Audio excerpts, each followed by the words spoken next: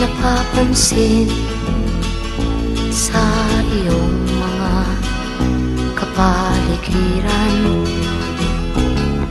Kay dumi na ng hangin, pati na ang mga ilog natin.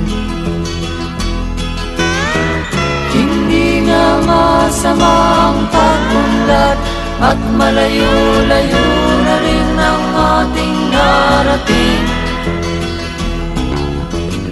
Ngunit masdan mo ang tubig sa dagat, dati kulay asul, ngayon'y naging itim.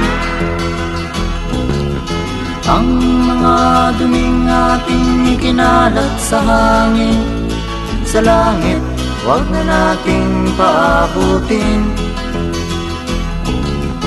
Upang kung tayo'y pumanaw man sa sariwang hangin, sa langit natin matitikman.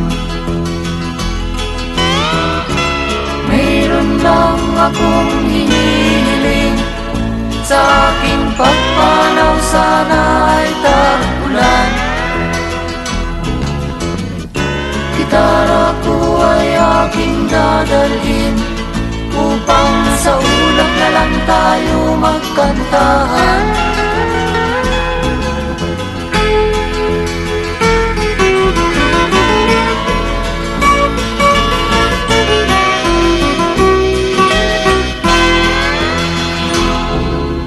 Ang mga bata ngayon lang isinilang, may hangin pa kayang matitikman?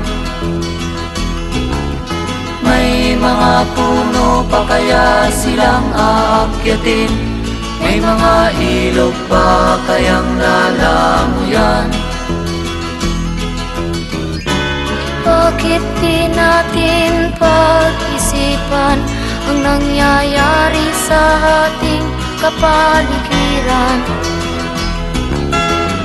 Hindi nga masama ang pag-unlad, kung hindi nakakasira ng kalikasan.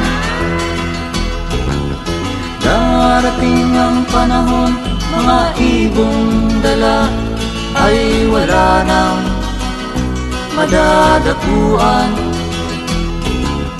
Masdan mo ang mga punong dati ay kay katag, ngayon'y namamatay dahil sa ating kalokohan.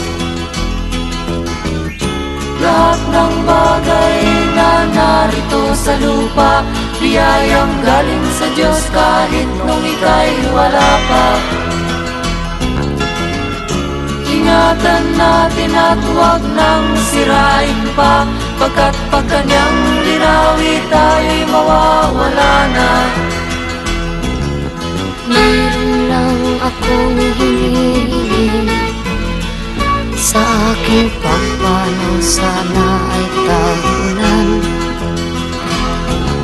Gitara ko ay aking dadalhin, upang sa ulap na lang tayo magkantahan.